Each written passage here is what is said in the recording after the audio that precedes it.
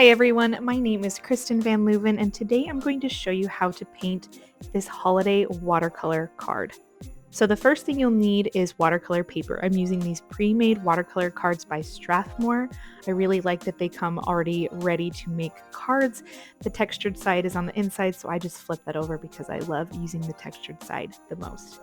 For watercolor, I'm using my Daler-Rowney watercolor set, and for this project, the colors I'll be using are Hooker's Green, Indigo, Transparent Turquoise, Alizarin Crimson, and Gold.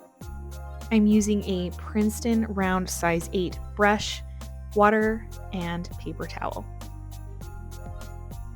I'm going to use a few pieces of tape to tape down the card so it doesn't pop open while I'm painting. So I'm going to start by picking up some of the transparent turquoise, and I'm going to mix a medium wash, a pretty good ratio of pigment to water. We're going to start with the middle tree so that it's easier to keep everything evenly spaced. I start with kind of a line for the tip of the tree, and then I make these sweeping quick movements to the left. I'm imagining an invisible tree trunk going up the center of the tree and then making those strokes also to the right. So I'm just going back and forth between left strokes and right strokes, creating kind of an abstract looking tree. I'm not focused on the details of the branches. It obviously still looks like a tree, but it's very wonky in this stage, and it will look better in just a second. So I'm picking up some of that darker indigo color for the contrast in the tree, and I'm dropping it in really lightly in certain areas while it's still wet. I kind of want this contrasting color to give me more of the texture and the shape of the branches. And I also want it to be the tree trunk. I don't want the tree trunk to be nice and even. I kind of want it to be a little jagged and piecey going up the middle of the tree. I think that gives it a nice textured look. And then I'm going to just attach some of these strokes that are more textured, swiping from the left to the right in this darker color from the trunk into the rest of the tree. Now we're going to paint the same thing on the left, but with sap green. So we're going to pick up our sap green, and again, we want to do more of a medium tone wash. I don't mind if it mixes a little bit with the transparent turquoise, because then it brings a little bit of cohesion to the piece if some of that color is also within that green.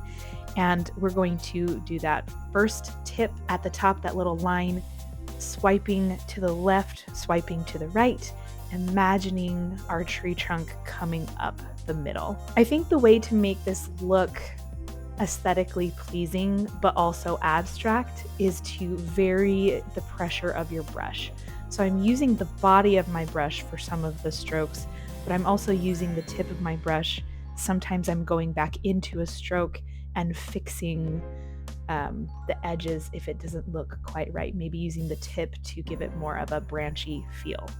For the trunk, I've just picked up more sap green with less water, so it gives us a stronger pigment so we can get that nice contrast. For these contrasting textured strokes within the tree, I'm just using the very tip of my brush in very quick movements. So I'm not thinking about it too much. I'm just trying to add detail and contrast in this color. And it just makes the whole thing go from abstract to a pretty cute tree.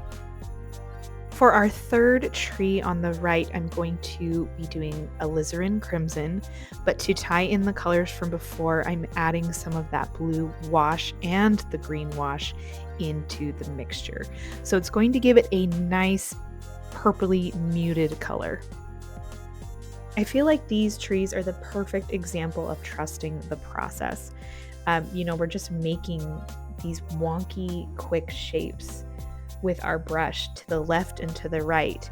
But once we add that contrasting color for the trunk and the textural pieces, it turns out really, really great. So as long as you're sticking to the main idea of leaving some white space, having some kind of texture tree shape, and keeping it in that classic tree triangle shape, it will turn out great. Trust yourself. For the contrasting color for this reddish purple tree, we're going to add a little bit more alizarin crimson to our palette and add more of that blue wash to it as well. When I want a stroke to look more organic, like these tree trunks, I use very light pressure and do it as quick as I can. Focus on doing super light pressure and just using the tip of your brush. That will also make your strokes look more organic.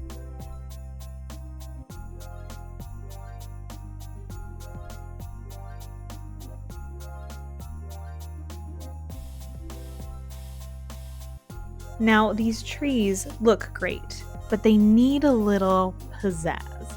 So clean your brush really, really well and really scrub into that gold to pick up a very strong amount of pigment.